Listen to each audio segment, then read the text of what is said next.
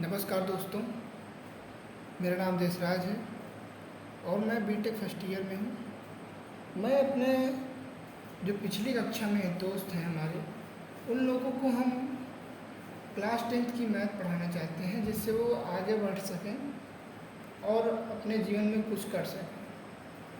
तो इसी के साथ हम क्लास 10th की मैथ को हम सबसे पहले चैप्टर पढ़ाएंगे आप लोग को हम त्रिकोणमितीय अनुपात। त्रिकोणमितीय अनुपात क्या होता है? त्रिकोणमितीय अनुपात को हम सबसे पहले जानेंगे इंग्लिश में क्या कहते हैं। इसको इंग्लिश में बोलते हैं ट्रिग्नोमेट्रिक रेशियो। और अब आते हैं त्रिकोणमिति का अर्थ। त्रिकोणमिति का अर्थ होता है त्रि मतलब नाम से ही पता चल रहा है तीन, और कोण मतलब कोना या कोण कहते हैं इसको। और मिति मतलब मापन, कोई भी वस्तु मापते हैं, जैसे जल हो गया, जल को मापते हैं हम किसमें, लीटर में मापते हैं, तो उसको ये हो गया मापन। अब आइए हम परिभाषा भी लिखते हैं। परिभाषा लिखते हैं, तीन कोणों की माप को ही त्रिकोणमिति कहते हैं। तीन कोण को मापते हैं और मापने के बाद जो कोण प्राप्त होता है उसे हम त्रिकोणमिति कहते हैं। अब इसके प्रकार कितने हैं? त्रिकोणमितीय अनुपात 6 प्रकार के होते हैं। नंबर 1 होता है साइन थीटा, नंबर 2 होता है कॉस थीटा, नंबर 3 होता है टेन थीटा और नंबर 4 होता है कॉट थीटा और नंबर 5 होता है सेक थीटा और नंबर 6 होता है कॉसेक थीटा। तो दोस्तों, इन सभी नामों को आप लोग याद कर लीजिएगा, क्योंकि ये 9th क्लास में आपको नहीं मिलता है, सीधे आपको 10th में ही मिलता है। तो आप लोग केवल नाम को पहले याद कीजिए। नाम को याद करने के बाद आपको सूत्र याद करना होगा। कुछ सूत्र हैं, कुछ महत्वपूर्ण सूत्र हैं, इन लोगों को, इन सूत्रों को आपको याद करना होगा। जैसे साइन थीटा बराबर क्या होता है? लंब बटा कर्ण। और लंब को हम यहाँ पे हम चित्र के माध्यम से समझते हैं। सबसे पहले पाइथागोरस प्रमेय ने बताया, पाइथागोरस ने बताया कि बड़ी भुजा का वर्ग बराबर अन्य दो भुजाओं के वर्गों का योग के बराबर होता है। तो इसमें क्या होता है? एक समकोण त्रिभुज होता है। समकोण त्रिभुज क्या होता है? समकोण त्रिभुज में एक भुजा 90 अंश की होती है, बाकी इनका चेंज होता रहता है। और देखिए थीटा, ये कोण थीटा होता है। थीटा की सामने वाली भुजा सदैव लंब होगी और आधार की सामने, लंब के सामने वाली भुजा कर्ण होगी। तो इसमें 3 भुजाएं होती हैं, कर्ण, लंब, आधार। ये वाली भुजा होती है कर्ण, ये वाली भुजा होती है लंब और ये वाली भुजा होती है आधार। तो समकोण त्रिभुज पे एक सूत्र है, इसको आप लोग बहुत ध्यान से सुनिएगा और इसको याद कर लीजिएगा जरूर से जरूर। बड़ी भुजा का वर्ग बराबर अन्य दो भुजाओं के वर्गों का योग। बड़ी भुजा मतलब, बड़ी भुजा हमारी एक कर्ण होती है, इसको क्या बोलते हैं? बड़ी भुजा। बड़ी भुजा।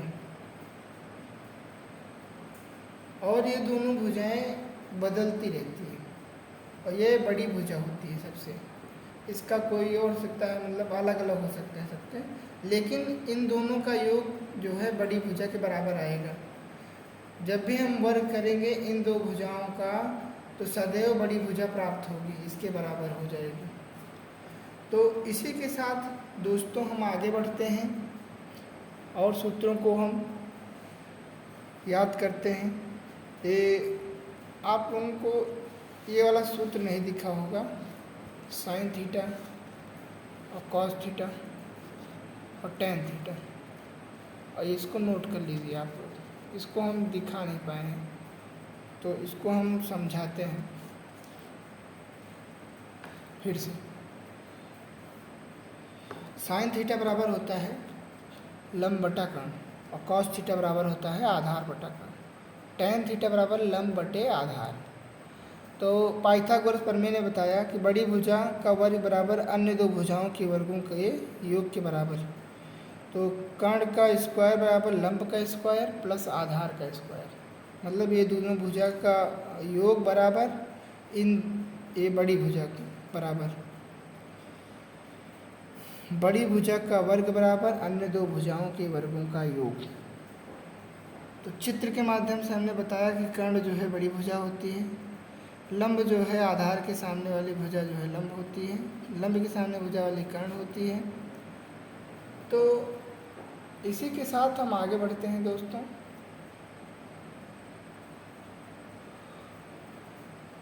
अब देखिए दोस्तों, कॉट थीटा बराबर क्या होता है? आधार बटा लंब, आधार बटा लंब। और सेक थीटा बराबर होता है कर्ण बटा आधार, और कॉसेक थीटा बराबर होता है कर्ण बटा लंब।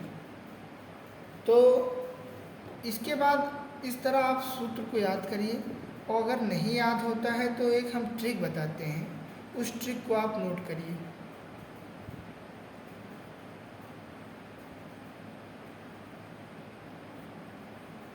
ट्रिक हमारी क्या है?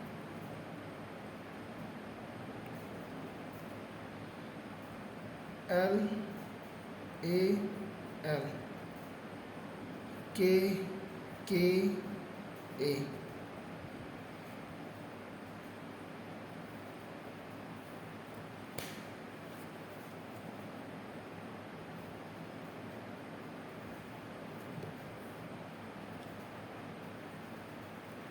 ये हमारा हो गया साइन थीटा, ये हो गया कॉस थीटा, ये हो गया टेन थीटा। अब देखिए, इसको हम लाल बटे कक्का भी जानते हैं। लाल LAL, कक्का KKA। तो साइन थीटा बराबर क्या होगा? लंब बटे कर्ण, और कॉस थीटा बराबर आधार बटे कर्ण, और टेन थीटा बराबर लंब बटे आधार। और तीन जो सूत्र हैं उनको भी हम सूत्र के माध्यम से सीखते हैं। इसको हम लिख सकते हैं कक्का बटे लाल, KKA, और LAL। इसी को हम उल्टा लिख देंगे तो हमारा अगला सूत्र बन जाएगा सभी, ये तीनों। कॉसेक थीटा, ये हो जाएगा सेक थीटा, ये हो जाएगा कॉट थीटा। तो इस तरह आप लोग सूत्र को याद कर लीजिएगा, जिससे कि हम सवाल को हल करने में आसानी से हल कर सकें। तो इसी के साथ आप लोग इसको नोट करिए।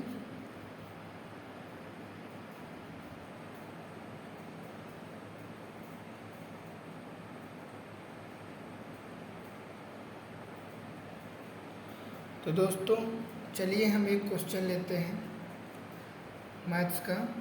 ये बालाजी की किताब से हम एक क्वेश्चन ले रहे हैं, 10.1 है। तो क्वेश्चन में क्या दिया गया है? यदि साइन थीटा बराबर 3/5 तब टेन थीटा का मान ज्ञात कीजिए। तो इस प्रश्न को हल करने के लिए हम सबसे पहले एक समकोण त्रिभुज बनाते हैं। ये हमारा समकोण त्रिभुज हो गया, ये हो गया आधार, ये हो गया लंब, ये हो गया कर्ण।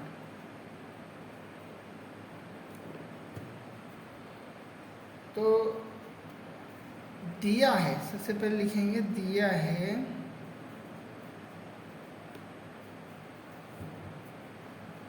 है साइन थीटा बराबर 3/5। तो जैसा कि हम सूत्र में हमने बताया था कि साइन थीटा बराबर क्या होता है? साइन थीटा बराबर होता है लंब बटे कर्ण। आप लोग पीछे पलट के देख लीजिएगा क्वेश्चन को, फार्मूला को। फार्मूले में बताया है लंब बटे कर्ण, इसको L बटे K भी लिख सकते हैं। अब हम पाइथागोरस प्रमेय लगाएंगे।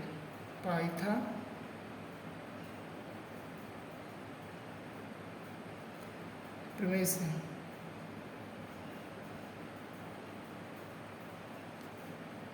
पाइथागोरस प्रमेय क्या कहती है? कर्ण का स्क्वायर प्लस लंब का स्क्वायर बराबर प्लस आधार का स्क्वायर।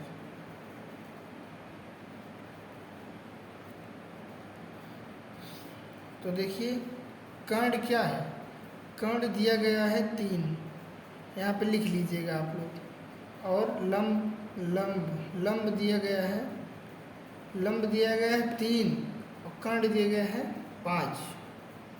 लंब दिया गया है 3 और कर्ण दिया गया है 5। तो इसको हम यहाँ पे इसमें रख के हम आधार का मान निकालेंगे, क्योंकि हमें आधार पता नहीं है। तो आधार निकालते हैं।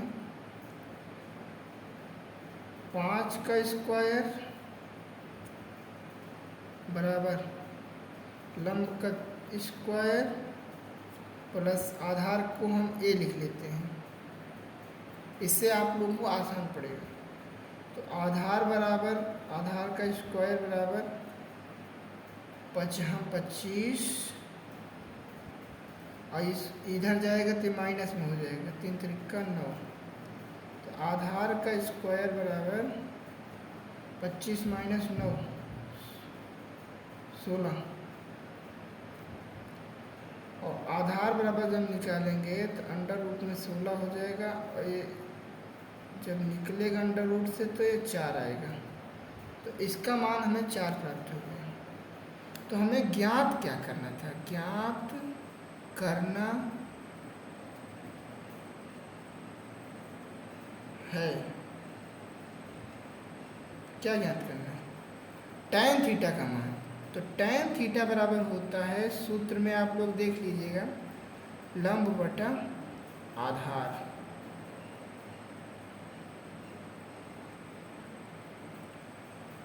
लंब का मान हो गया कितना? 3 अब बटे आधार का मान 4। तो ये हो गया हमारा 3/4।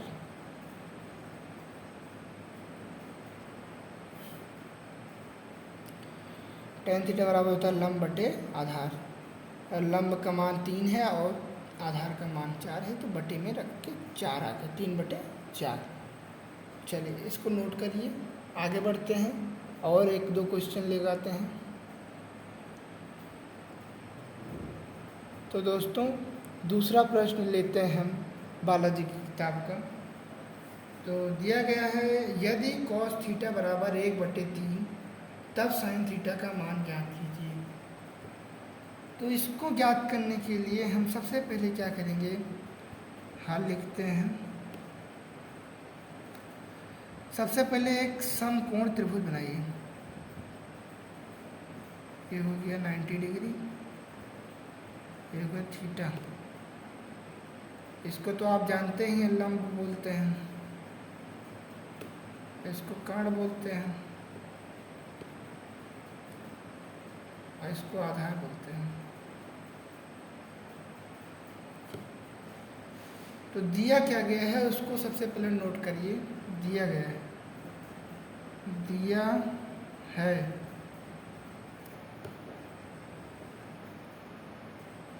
दिया है cos थीटा बराबर 1/3। cos थीटा का सूत्र क्या दिया गया है? cos थीटा का सूत्र होता है आधार बटे कर्ण। सभी सूत्र को याद कर लीजिएगा, जिससे कि आप लोग लगा सकें क्वेश्चन को, नहीं तो बहुत टफ हो जाएगा, आप लोग नहीं लगा पाएंगे। चलिए ये हो गया। अब हम लगाएंगे वही मेथड पाइथागोरस प्रमेय।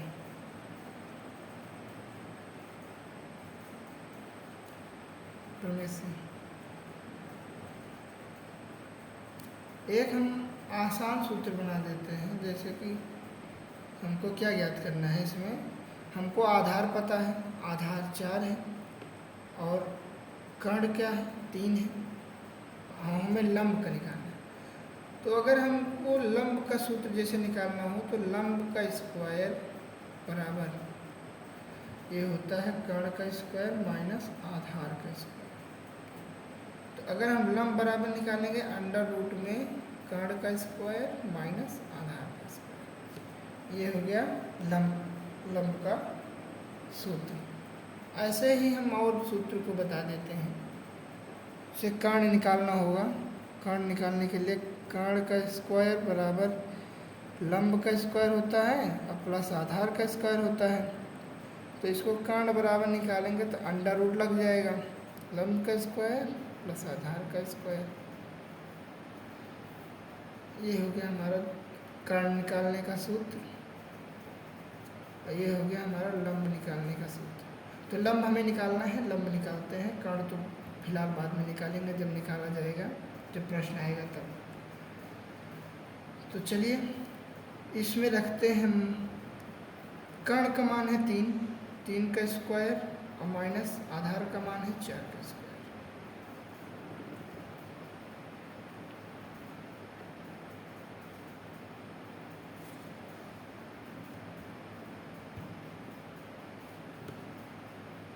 कर्ण का मान है 3, आधार का मान 1 है। यहाँ पे सॉरी दोस्तों, ध्यान नहीं दे पाए, 1 है तो हम 1 रखते हैं। तो 3 त्रिक का 9 माइनस 1 आ जाएगा 8 अंडर रूट में। 8 को हम क्या लिख सकते हैं, 2√2। 8 को हम 2√2 कैसे लिख सकते हैं ये भी समझाएंगे आपको। जैसे 8 का हम कितना जोड़ा बना सकते हैं, 8 का हम जोड़ा बनाएंगे कितना बना सकते हैं 8 का जोड़ा हम, 2 गुणा 2 गुणा 2। तो अगर हम इसका जोड़ा बनाएं तो 2 का जोड़ा बनाएंगे तो 1 जोड़ा बन जाएगा, 2 बाहर आ जाएगा और ये 1 बच जाएगा तो ये अंदर हो जाएगा। 2√2 इस तरह हो गया। इसका खंड करेंगे तब हम गुणन खंड, मतलब इसका खंड बनाएंगे तब हम। तो ये हो गया। तो हमें ज्ञात क्या करना है, ज्ञात करना है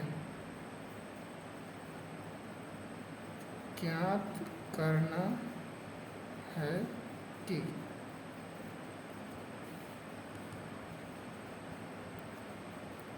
साइन थीटा का मान, साइन थीटा बराबर होता है लंब बटा कर्ण, और लंब का मान है कितना, लंब का मान हमें प्राप्त हुआ है 2√2। यहाँ पे लिख लीजिएगा। तो लंब का मान 2√2 अपान में कर्ण का मान है 3, तो 3 लिख लेंगे। ये होगा हमारा आंसर। चले दोस्तों, इसके बाद अगला प्रश्न हम लेते हैं। तो दोस्तों तीसरा क्वेश्चन लेते हैं। तो दिया गया है यदि cos थीटा बराबर 4/5 तब tan थीटा का मान ज्ञात कीजिए। तो इसको भी हम ज्ञात करने के लिए सबसे पहले लिखते हैं हल। एक समकोण त्रिभुज बनाते हैं। ऐसा कोई भी प्रश्न इस तरह आएगा तो आप लोग सबसे पहले समकोण त्रिभुज बनाइएगा। उसके बाद जो जो भुजा दी गई हो उसको आप लोग नोट करके यहाँ पे लिख लीजिएगा। इस समकोण त्रिभुज में आपको लिखना है। तो दिया क्या गया है लिखिए। पहले दिया है cos थीटा बराबर 4/5। अब cos थीटा का सूत्र क्या बताया था हमने, cos थीटा का सूत्र होता है आधार बटे कर्ण। इसको हम ए से लिखते हैं और कर्ण को के से।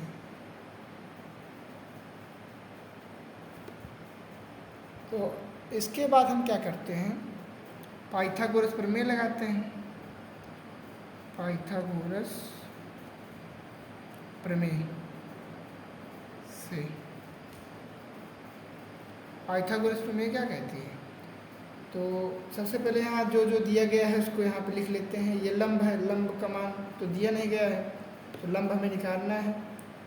तो हमें दिया गया है आधार का मान, आधार का मान है 4 और कर्ण का मान है 5। ये हो गया कर्ण, ये हो गया आधार, ब्रैकेट में नहीं, तो ये हो गया लंब। लंब का मान हमें निकालना है, तो लंब बराबर होता है सूत्र कर्ण का स्क्वायर माइनस आधार का स्क्वायर। इंग्लिश में लिखेंगे ज़्यादा आसान पड़ेगा। तो कर्ण का मान दिया गया है 5 का स्क्वायर और आधार का मान है 4। इसको हम हल करते हैं, 5 25 और माइनस 4 4 16। 25 माइनस 16 आ जाएगा 9 और 9 का वर्ग निकालेंगे तो आएगा 3। तो लंब का मान हमें मिल गया 3। ठीक है, और हमें ज्ञात क्या करना है? ज्ञात करना है कि क्या ज्ञात करना है? tan theta. तो tan थीटा बराबर सूत्र क्या होता है? लंब बटे आधार, लंब बटे आधार। तो लंब का मान कितना दिया गया है? लंब का मान दिया गया, लंब का मान मिला है 3।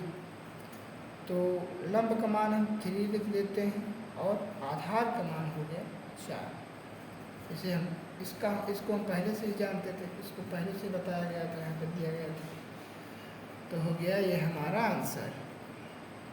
तो दोस्तों आज 3 ही प्रश्न कराएंगे, नहीं तो इससे ज़्यादा अगर कराएंगे तो वीडियो बहुत लॉन्ग हो जाएगा, और लॉन्ग वीडियो हो जाएगा तो बच्चे उबने लगते हैं। तो इसी के साथ हम इसको समाप्त करते हैं और हम बाकी जो है अगले दिन प्रश्न को लगाएंगे, एक एक प्रश्न लगाएंगे हम। आप लोग परेशान मत होइएगा और इसे जो है इन तीनों प्रश्न को आप लोग रिवीजन ज़रूर कर लीजिएगा, जिससे कि आप लोगों को दिमाग में ये बैठ जाए और इसको सीखिएगा। चलिए इसी के साथ दोस्तों नमस्कार, चलते हैं फिर।